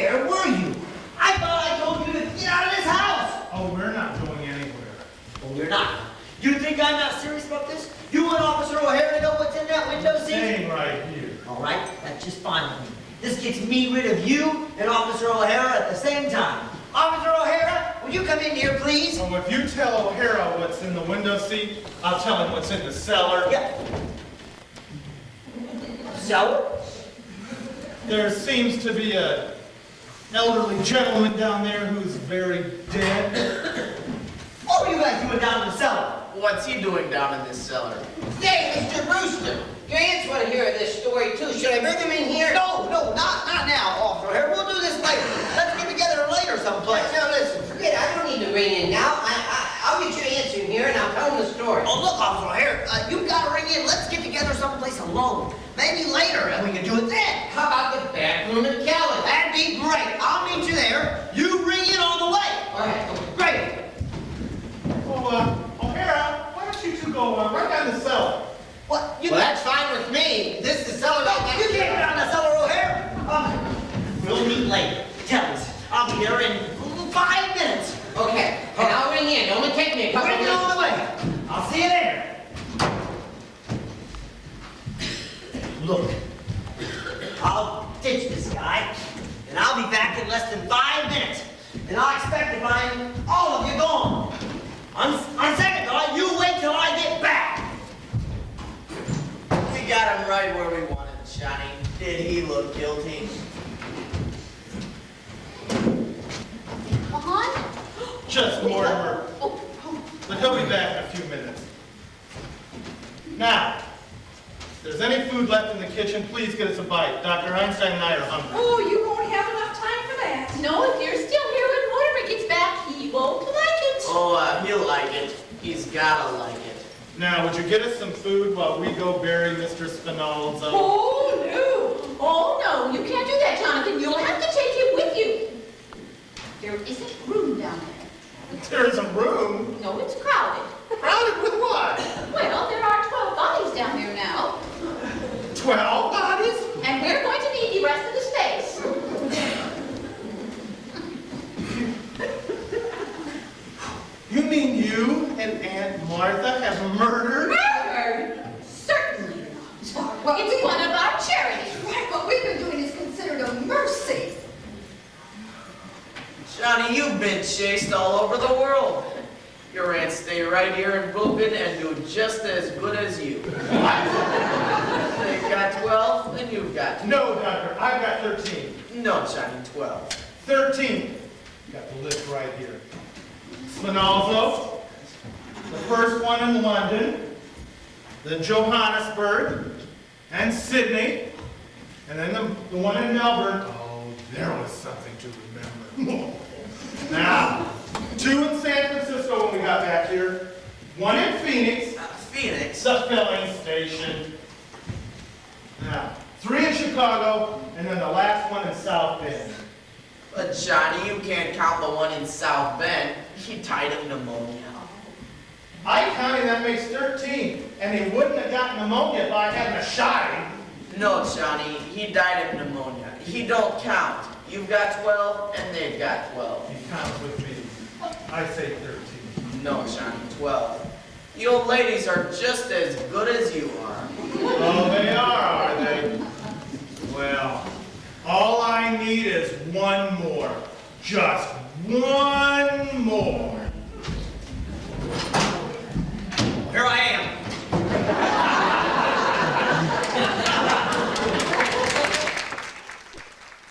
No use you doing what you're doing because it will simply have to be undone. I tell you, we won't have it, and you better stop it right now. All right. You're going to find out whose house this is after all. Oh, my God. I warn you, you can't do this. Is Mortimer back yet? No. Oh, this is just terrible. Burying Mr. Hoskins with a foreigner. I will not have our cellar desecrated, Abby. And we promised Mr. Hoskins a full Methodist service. That's right. I don't know what to say more. Jonathan, just before he left, you just wait. I'll settle this. Well, All right, where's Teddy? Where have you been? Well, I've been over to Dr. I'm trying to talk him into signing Teddy's commitment paper. oh, Mortimer, what is the matter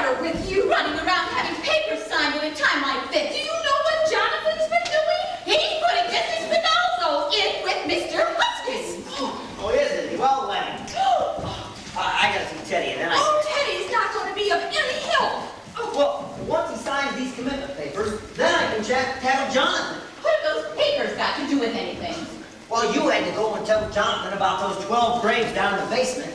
Now if I can make Teddy responsible for those graves, then I can protect you two, don't you see? No, I don't see. And besides, we pay the police to protect us. Well, you couldn't tell the police. If you told them about Mr. Ronaldo, then they'd find out about Mr. Hotchkiss, and then make them curious, and then they'd find out about those other 12 graves down there. Well, I don't think the police would stick their nose into our private affairs if we asked them not to. well, if they found 12 graves in the basement, they'd have to report to the headquarters. Oh, I don't think they'd bother, dear. They'd have to make out a very long report. If there's one thing I know about the police, they hate to write. You couldn't count on it. It might leak out. A judge and jury might not understand. Oh, Judge Kelman would. What's a friend of ours? He comes to our church to pray just before elections. Yes, and he's coming here to tea someday soon. Oh, we must talk to him about that, Abby. You see, Mortimer, his wife died several years ago, and ever since he's been very lonely. Now, come along, Martha. We're going to the police. No, you can't do this. I won't let you. You can't go to the police, and you can't have Judge Coleman to one of your little teas. And I'll tell you why not. Because if we have to call the police in later, well, I want to be ready for them. Well, if you're not going to do something about this, then we are. Well, I am going to do something about it. But let me do it my way. You've got to get Jonathan out of this house. And Mrs. Pinoldo, too. I will. But you let me do it my way. Well, I've got to see Teddy. all right, but if they're not out here by morning, we're going for the police. You can't do that. They'll be out. I promise you that. They'll be out by morning. Now, will you two please go to bed? And will you please get out of those clothes? You look like Judith Anderson or something. Well, Abby, that's a relief, isn't it? Yes, it is. If Mortimer's finally going to do something about this whole mess, then Jonathan's just going to a lot of trouble for nothing. We'd better tell. Oh, that's a good idea. Jonathan! You might as well stop what you're doing. It's all done. Did I hear Mortimer? Yes, and he's promised us that by tomorrow morning, you'll be out of this house. Oh, we are, aren't we? Well, you two just run along to bed. Oh, yes. Come along, Abby. Yes. Good night, Jonathan. Good night, Andy. But maybe you should say goodbye to Mortimer. Oh, you'll see, Mortimer. You'll be out of here. He's promised. And he has a way of keeping his promises, too. Goodbye, Jonathan. Goodbye, Jonathan. And don't forget to say goodbye to Mortimer.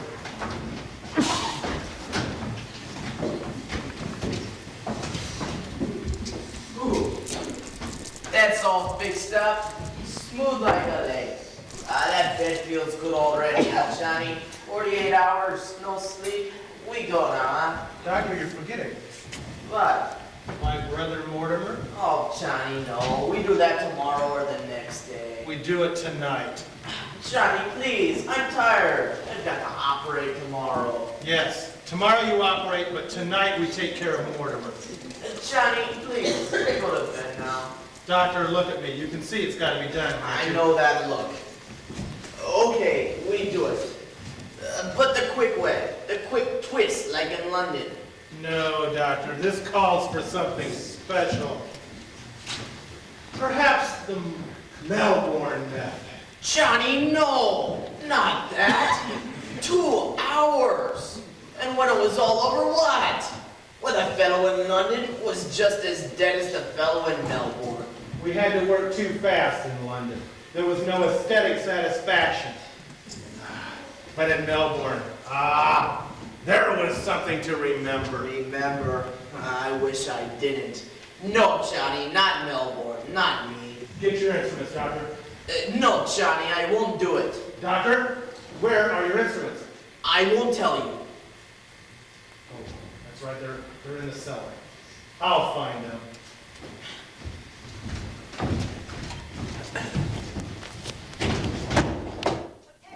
Well, wait, Teddy. I mean, Mr. President. Mr. President, you can't do that. You can't do that. I cannot sign any proclamation without consulting my cabinet. Well, but it must be a secret. A secret proclamation? How unusual.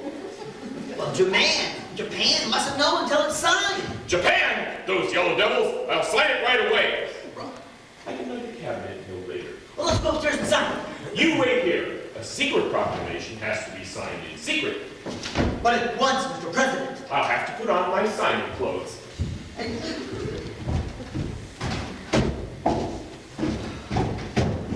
You go now, huh? Well, yeah. I know, Doc, I'm waiting for something. Something kind of important. Please, you get going. Look, Doctor, I got nothing against you personally. You kind of seem to be a nice fellow and all. Why don't you run along and get out of here? Why don't you get as far away from this house as possible? Trouble, yeah? You get out. Well, okay, don't say I didn't warn you. But I'm warning you. Things are going to start popping around here any minute. Listen, Johnny's in a bad mood. When he's like this, he's a madman. Things happen. Terrible things. Jonathan doesn't worry me, Doctor. Kimmel, don't those plays you see teach you anything? But what? Well, at least people in plays act like they got some sense. Sense? Intelligence? Oh, you think people in plays are smart? Well, let me tell you, Doctor, I wish you had to sit through some of the ones I have to sit through. Like, take the little opus I saw tonight, for example. There's this guy. He's in this house, and it's got murderers in it, okay? They've told him to get out of the house, but does he go? Nope, he stays right there. Now, I ask you, Doctor, is that what an intelligent person would do? You're asking me? Well, yeah, the guy stands there. Now, it gets worse than that. You see, the murderers invite him to sit down. You mean like, won't you sit down? Well, yeah, that was in there. What did he do? Well, he sat down. Now, Mike, this fella's supposed to be bright. But there he sits in a house full of murderers. He's been warned to go when he doesn't go. Then what do you suppose they use to tie him up with? What? The curtain cord. Can you believe it? The curtain cord. Well, why not? It's, very convenient. Well, a little too convenient. I mean, when are the playwriters going to start using some imagination? I mean, the curtain cord? My God, they say the critics are killing the theater. When are the playwrights going to start using some imagination? Anyway, there the fellow sits. He's sitting there, quiet and low, just waiting to get trussed up and down. When all of a sudden, out of the blue, hey, wait, what are you doing back there? Give me this rope, Charlie. Give me this rope. Hey, what are you doing? Hey, Daddy.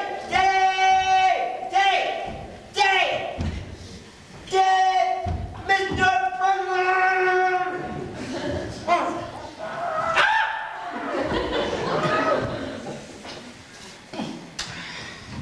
There, I got him, Johnny.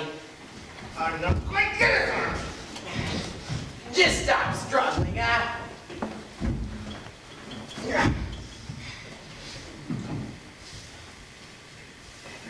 Now, Mortimer, if you don't mind, well, stop. I'm going to finish the story for you. Johnny, we do it the quick way. Please. No, not the quick way.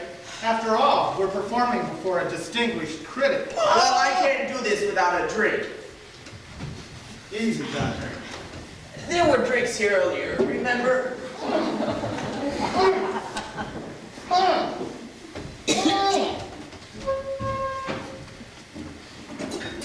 I split it with you, huh, Johnny? Oh, all right.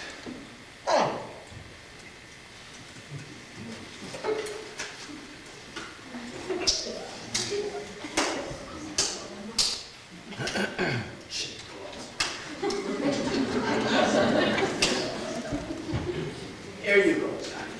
Well, let's not forget our manners, remember? Mortimer,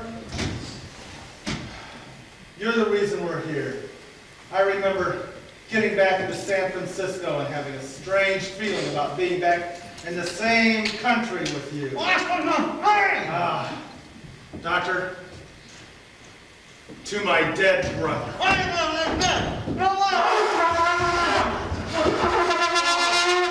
Blast that idiot! We get it now! Johnny, no, not Teddy. That's where I stop. He goes next. He doesn't go at all. Shut up.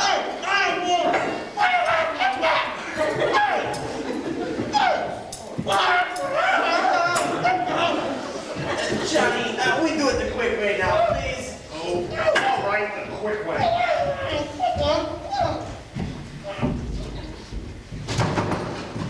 Hey, the colonel's got to quit blowing that horn. Well, it's all right. We'll talk to him in the morning. No, we're gonna hear about it in the morning. No, we promised the neighbors that he wouldn't blow that thing anymore. No, we'll take the Dougal away from him in the morning. No, It'll be all right. I better talk to him. No, that's all right. No, don't worry about it. Where are you?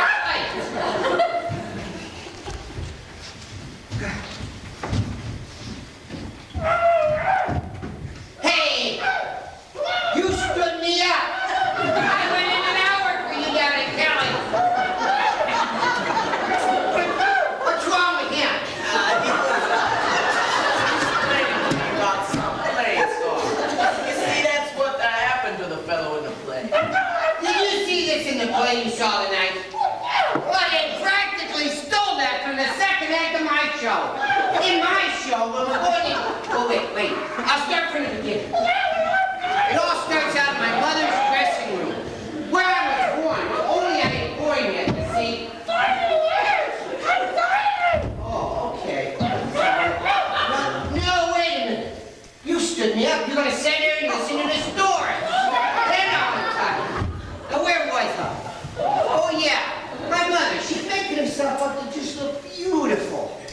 When all of a sudden, a man comes into the room. A man with a black mustache. And he looks at my mother.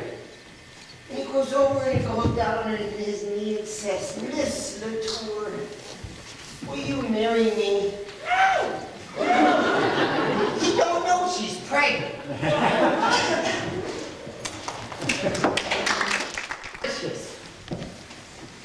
In her, let's see, in her lingerie. The place is an inferno of flames. You know, it's on fire. When all of a sudden, into the window comes Mayor LaGuardia. Hey, go easy on that stuff. Well, I'm listening, ain't I? Yeah, how do you like it so far? It put Johnny to sleep. Oh, yeah, if he ain't any more interested than that, he doesn't get another drink. Where was I? Oh, yeah, let's see. 3 days later. I'm walking my beat. I'm up on charges. Yeah, I'm up on charges. And I've been transferred. Because someone stole my badge. Yeah, I'm walking the beat. Staten Island, 46th precinct. When all of a sudden, the guy I'm following, it turns out, is really following me. Hey, don't let anybody in. Let's see, there's a vacant house on the corner. I'm gonna fool this guy. So I goes in. It's dark in there. Johnny, it's cops. Wake up, Johnny. I see the handle turning. I pulls my gun. I braces myself against the wall. I puts in my bullet. I takes a deep breath. And I says, come in. Oh, hello, Brophy. What the heck is going on here? Hey, listen, this is Mortimer Brewster. He's gonna help me write my play. I've been telling him my story. Did you have to tie him up to make him listen? No. You better call him at the station. The old Don boss is out looking for you. Oh, did they send you over here for me? Nah, I'm going to warn the old ladies that there's gonna be trouble. The colonel's been blowing his horn again in the middle of the night. The way the neighbors are calling in, you'd think the Germans had dropped a bomb on Flatbush Avenue. God, who time treat this guy up like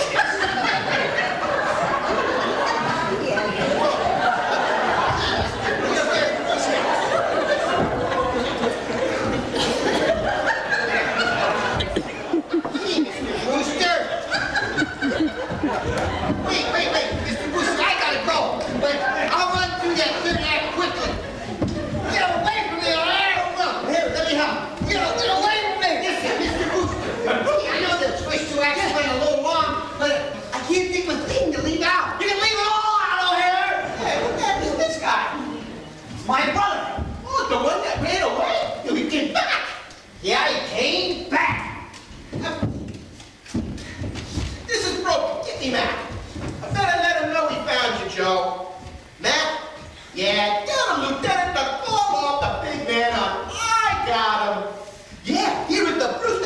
You want me to bring him in? Okay, I'll keep him right here. The lieutenant says he's coming over. So, I've been turned in, huh? Suppose you and that stool-pigeon brother of mine are gonna take the reward. Well, before I get taken in, I'm gonna do a little squealing myself. There's 13 bodies down this cellar. 13! And I'll show you. No, the 13 bodies. It's Teddy. It was Teddy. Teddy! Teddy! I don't like what you says about the ants. They happens to be friends of mine. Yeah, well, they're loony as all get out. There's 13 bodies in the cellar, and I'll show you. Just come with me. Hey, don't know if I want to go down in the cellar with you. Look at that bus. It looks like Bowman's car.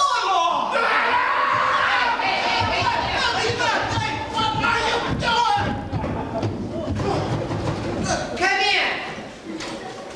What the heck are you doing here, bro? I told you I was going to take care of this. What happened here? Did he put a fight? Look, that ain't the guy that blows the bugle. That's his brother. He tried to kill me. No, I said was he looks like Bob was cut off. Turn it over. I kind of think he's wanted someplace. You kind of think he's wanted someplace? You know, if you guys don't know the conservatives would hang up at the station house, at least you could read True Detective. Certainly he's wanted somewhere. In Indiana! He escaped from the prison for the criminal insane. He's a lifer. For crying out loud, that's how he was described. He looked like Karloff. Was there a reward mentioned? Yeah, and I'm claiming it. He tried to get me down in the cellar. He says there's 13 bodies down there. 13 bodies buried in the cellar. And that didn't tip you off you came out of the nut house? I thought it was kind of crazy all along. Oh, it's Shakespeare. And where have you been all night? You didn't bother tell me. I've been right here writing my play with Mortimer Brewster. Play? Well, you're going to have plenty of time to write that play. You're suspended. Now get back to reporting. Say, Lieutenant, can I come by the station and use the typewriter? No, get out of here. Listen, bring this guy to, take him somewhere and see what you can find out about his accomplice. The man that helped him escape, he's wanted too. You know, it's no wonder Brooklyn's in the shape it's in with the police force full of flatheads like you. Fall for that kind of story. 13 bodies in the cellar. But there are 13 bodies in the cellar. Who are you? I'm President Roosevelt. What is this? This is the guy that blows the bugle. Good morning, Colonel! Well, Colonel, you've blown your last bugle. Dear me. Another yellow fever victim. What? All the bodies in the cellar are yellow fever victims. This is the spy we caught in the White House. Will you get that guy out of here? If there's any questioning of spies, that's my department. You stay out of this. You're forgetting. As president, I am also head of the Secret Service. Teddy!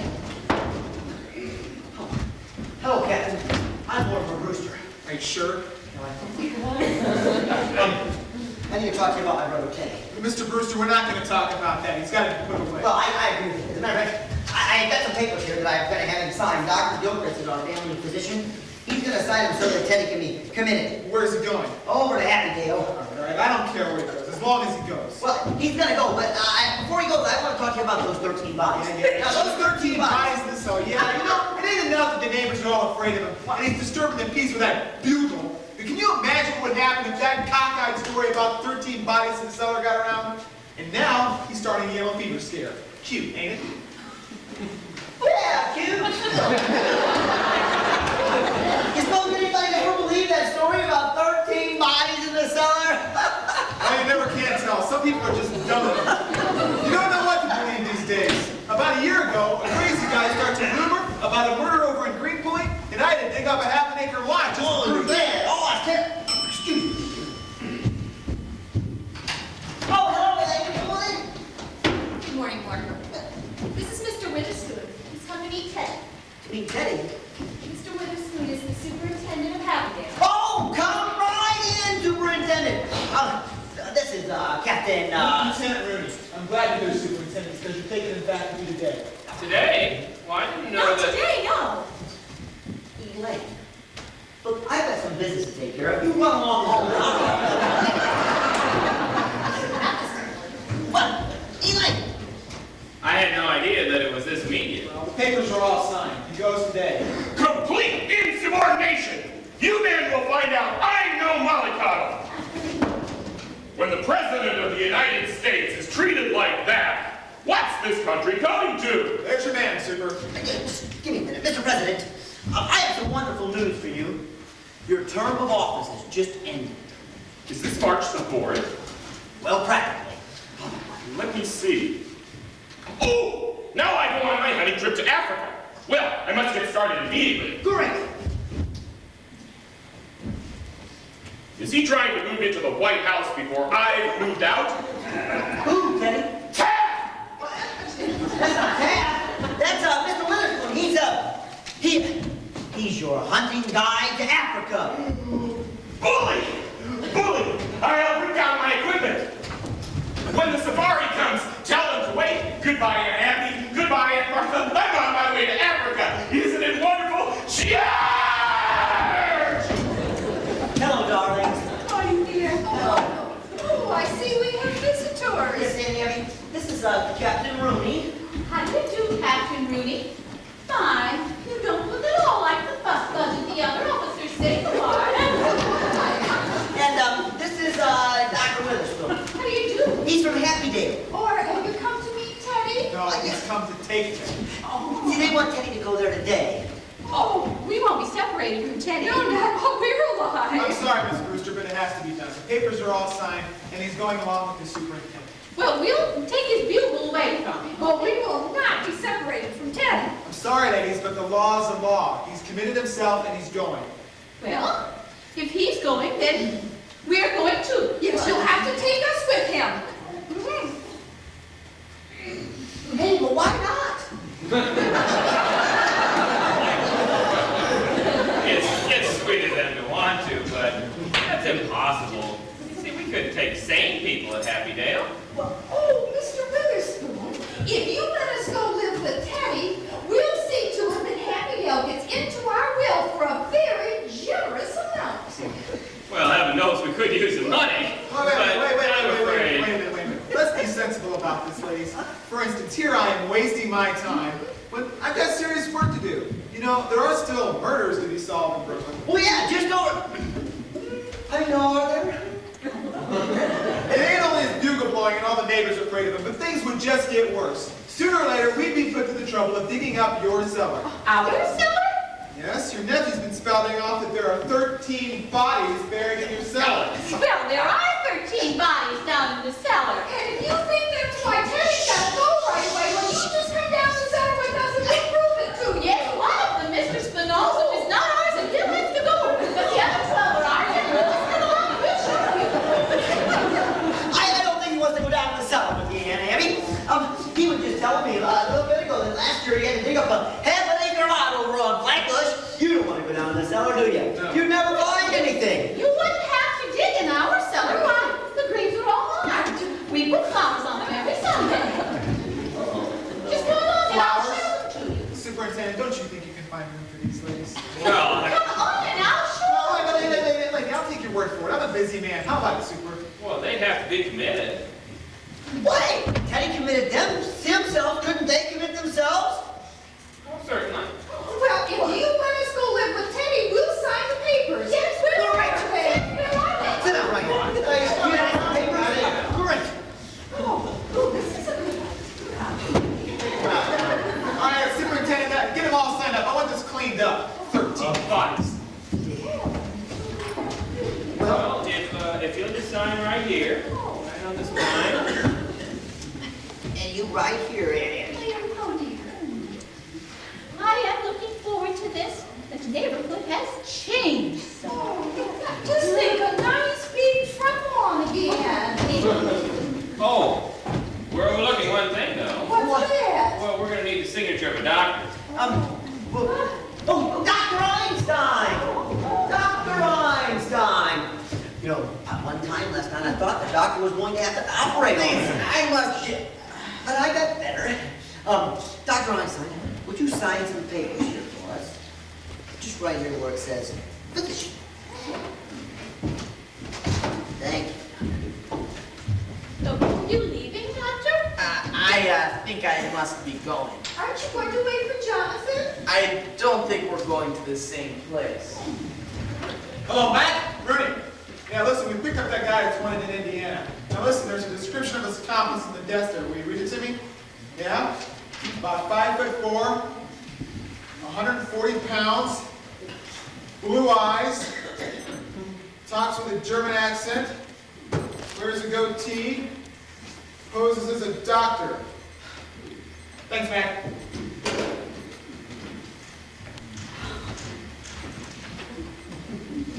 It's okay, Lieutenant. We have all the signatures now, the doctor signed and everything, so I think we're all set here legally. Okay, well, thanks a lot, Doctor. You're really doing Brooklyn a big service. Mr.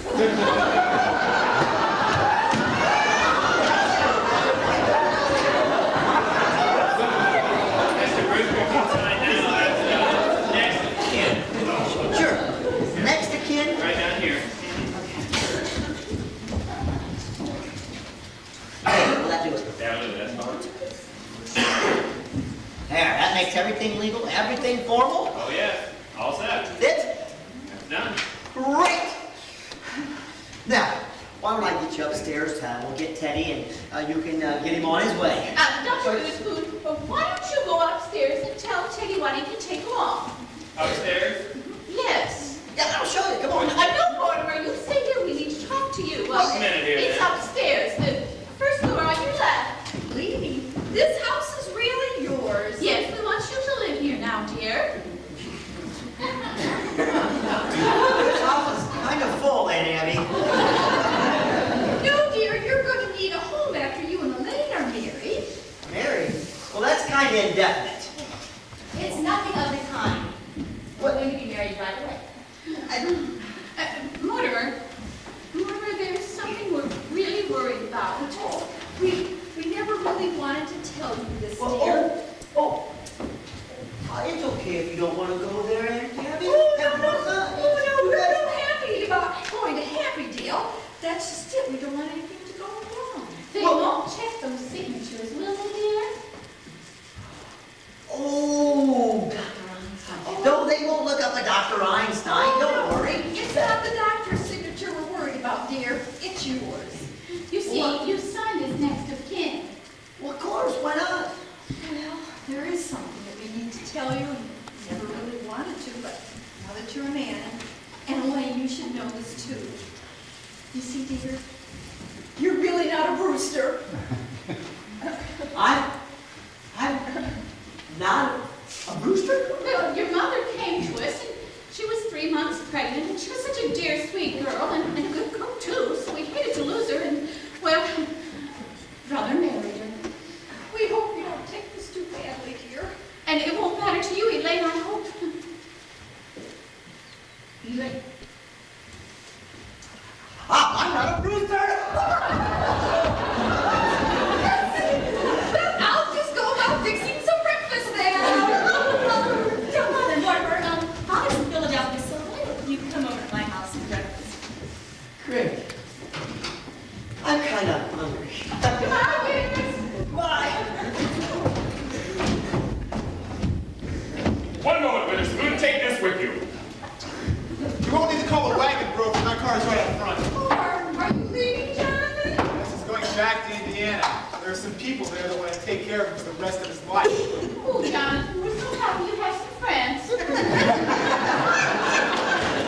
you're leaving too? Yes, we're going to Happydale. Then this house has seen the last of the Brewsters? Oh, Miss Mortimer wants to live here. I have a suggestion. Why don't you give it to the church? Oh, we hadn't thought of that. Well, it should be part of the cemetery. All right, come on. Goodbye, Aunt. Well, the score stands even, 12 to 12. At least I have that satisfaction. You can't get any more. Big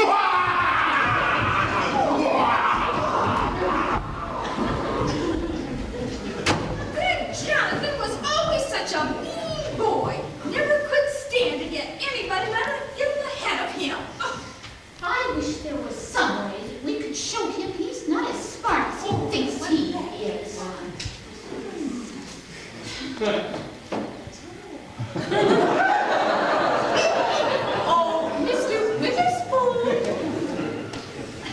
Yes? Does your family live with you in Happydale? Oh, I have no family. Oh, I think you probably consider everybody that lives in Happydale your family. Oh, no, I'm afraid you don't quite understand. As head of the institution, I have to stay somewhat aloof.